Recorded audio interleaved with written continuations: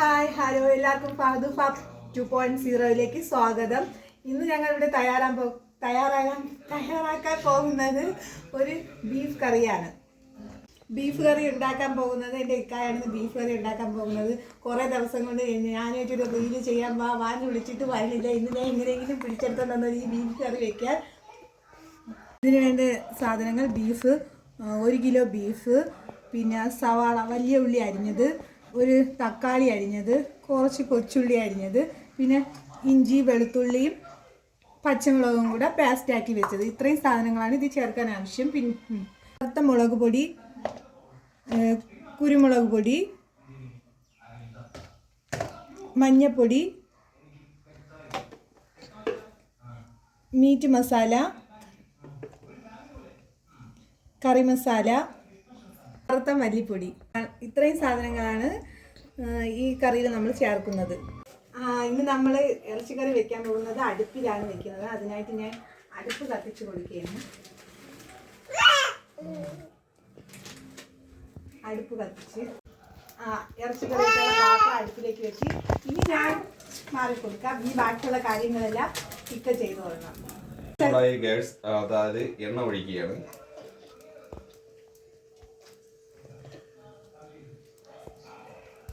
എണ്ണ ചൂടായി കഴിഞ്ഞാൽ അതിലേക്ക് നമ്മൾ കടുക് ഇടുക. ആദ്യം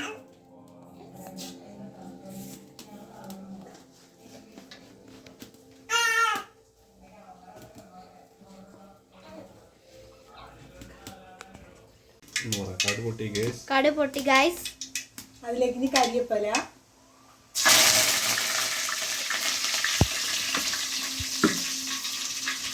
സവാള,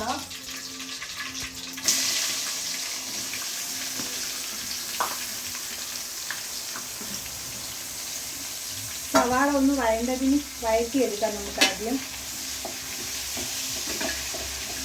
സവാള വഴണ്ടതിന് ശേഷമാണ് നമ്മൾ ഇഞ്ചി വെളുത്തുള്ളി പച്ചമുളക് പേസ്റ്റ് ഇടുന്നത്. കാരണം അതിന് മുമ്പ് ആദ്യം അതിട്ടാൽ കരിഞ്ഞു പോകും, അതിൻ്റെ ഒരു ടേസ്റ്റ് കറിക്ക് കിട്ടില്ല. അതുകൊണ്ട് സവാള ഒന്ന് വഴണ്ടതിന് ശേഷം ഈ പേസ്റ്റ് അതിലോട്ട് നമ്മൾ ഇട്ട് കൊടുക്കും.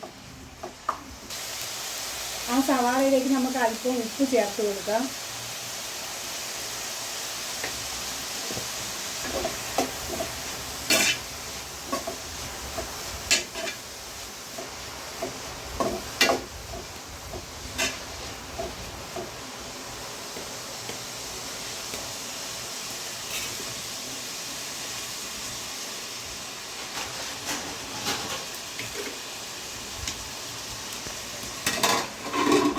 ഗായ്സ്, നല്ല മഴ പെയ്യുകയാണ് ഗായ്സ്. ഈ മഴയത്ത് ബീഫ് കഴിക്കുമ്പോൾ വല്ലാത്തൊരു സുഖമാണ്. ബീഫിൻ്റെ ഏറ്റവും നല്ല കോമ്പിനേഷൻ കപ്പ പുഴുങ്ങിയതാണ് ഗായ്സ്. അതിൻ്റെ വീഡിയോ നമ്മൾ നമ്മുടെ ചാനലിൽ ഇട്ടിട്ടുണ്ട്, എല്ലാവരും കാണണം. നല്ല പുക പോകുന്നുണ്ട് ഗായ്സ് പാത്രത്തിൽ നിന്ന്.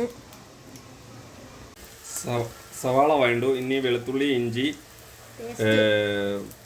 പച്ചമുളക് പേസ്റ്റ് ചേർക്കുകയാണ് ഗൈസ്.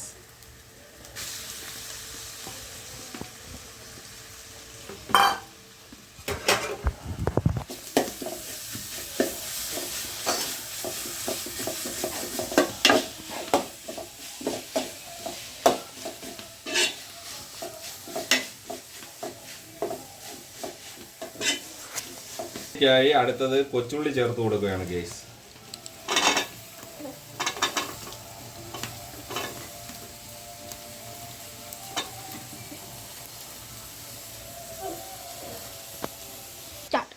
ആ ഉള്ളി വഴണ്ട് വന്നിട്ടുണ്ട്. കൊച്ചുള്ളിയും സവാളയും അതിലേക്ക് നമുക്ക് തക്കാളി അരിഞ്ഞ് വെച്ചിരിക്കുന്നത് ചേർത്ത് കൊടുക്കാം. എന്നിട്ട് കുറച്ച് ഒന്നും കൂടെ ഒന്ന് വഴറ്റിയെടുക്കാം.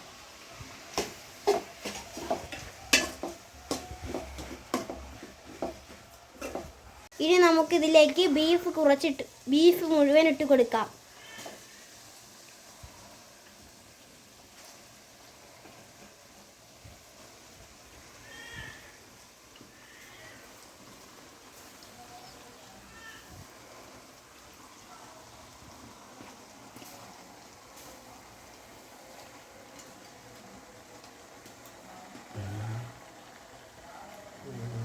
ഇനി നമുക്ക് ഇത് നല്ല രീതിയിൽ വരട്ടിയെടുക്കാം. ഇനി നമുക്ക് ഇതിലേക്ക് ഒഴിക്കാം.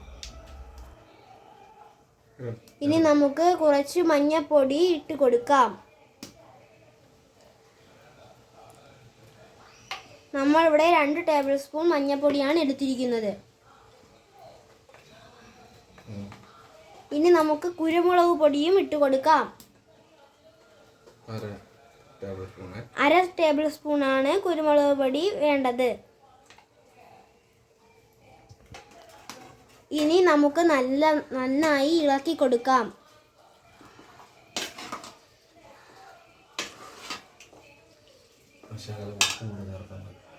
നമുക്ക് ഈ ശകലം ഉപ്പ് കൂടി ചേർക്കാം.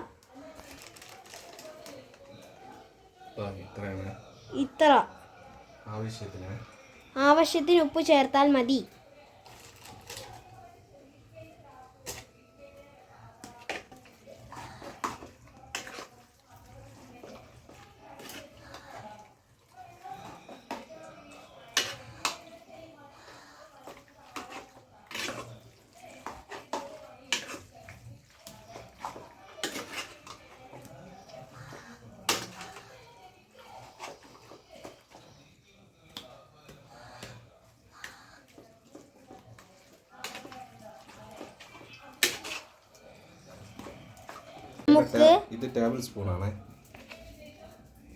നമുക്ക് വറുത്ത മുളക് പൊടി ഒരു കിണ്ണത്തിലേക്ക് ഇട്ട് കൊടുക്കാം.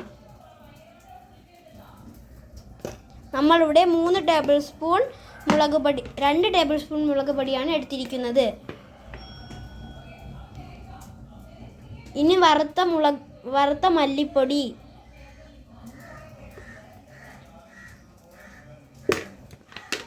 നമ്മളൊരു 1.5 സ്പൂണാണ് എടുത്തിരിക്കുന്നത്. ഗരം മസാല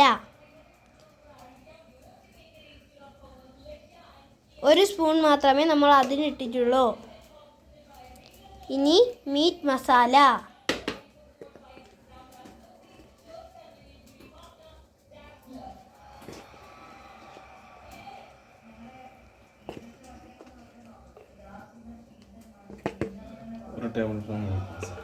ഒരു ടേബിൾ സ്പൂൺ മീറ്റ് മസാലയാണ് എടുത്തിരിക്കുന്നത്. കറി എന്തിനായി? കൊച്ചുറങ്ങി. കറി റെഡിയായ? ഇനി നേരത്തെ നമ്മൾ എടുത്തു വെച്ച ആ മിക്സ് ഇട്ട് കൊടുക്കാം.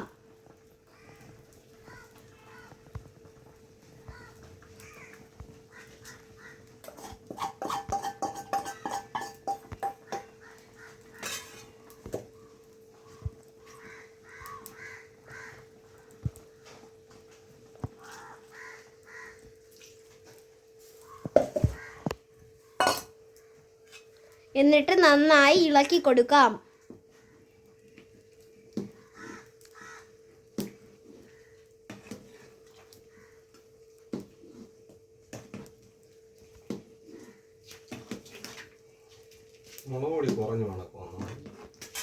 ഗായ്സ്, ഏത് ആഹാര സാധനങ്ങളും അടുപ്പിൽ വേവിക്കുമ്പോൾ നല്ല രുചി കൂടുതലാണ്. അതുകൊണ്ടാണ് നമ്മൾ ഈ ബീഫ് കറി അടുപ്പിൽ വേവിക്കുന്നത്. നമ്മൾ നേരത്തെ മുളക് പൊടി ഇട്ടത് കുറഞ്ഞു പോയത് കൊണ്ട് കുറച്ച് മുളക് പൊടി കൂടി ഇട്ട് കൊടുക്കുകയാണ്. കുറച്ചുകൂടി വറുത്ത മല്ലിപ്പൊടിയും ഇട്ട് കൊടുക്കുന്നുണ്ട്. ഇനി കുറച്ച് മീറ്റ് മസാല കൂടി ഇടാം.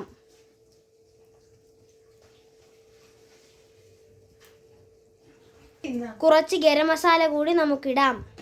ഇനി ഒന്നുകൂടി നന്നായി ഇളക്കി കൊടുക്കാം.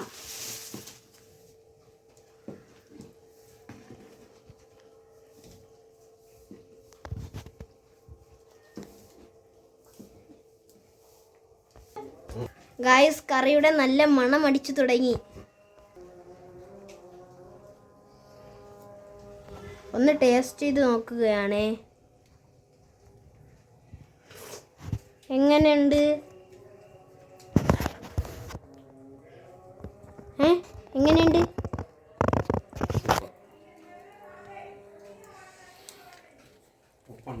സൂപ്പർ ഗായ്സ്, ഉപ്പൊക്കെ ഉണ്ട്, എല്ലാം ഉണ്ട്.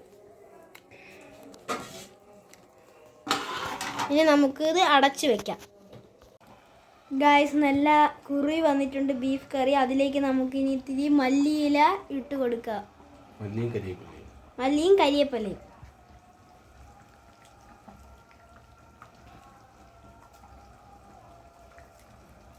നല്ല മണം ഗൈസ്.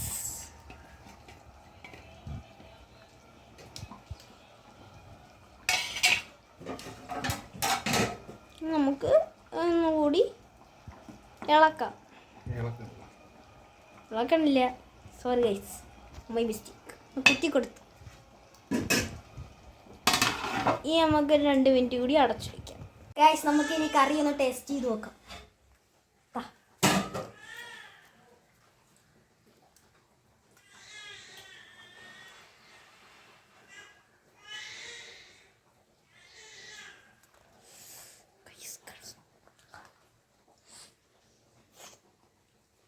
നല്ല പൊളിക്കറി സൈസ്. നിങ്ങൾ ഈ റെസിപ്പിയിൽ ട്രൈ ചെയ്ത് നോക്കണം, പൊളിയായിരിക്കും. ഓക്കെ ഗൈസ്, അപ്പോൾ നമ്മുടെ ഇന്നത്തെ ഈ കുട്ടി വ്ളോഗ് കൂടെ അവസാനിച്ചിരിക്കുകയാണ്. നമ്മൾ അടുത്ത വീഡിയോയുമായി വരുന്നത് വരെ ലൈക്ക് ചെയ്യുക, സബ്സ്ക്രൈബ് ചെയ്യുക, ഷെയർ ചെയ്യുക. അപ്പോൾ ബൈ.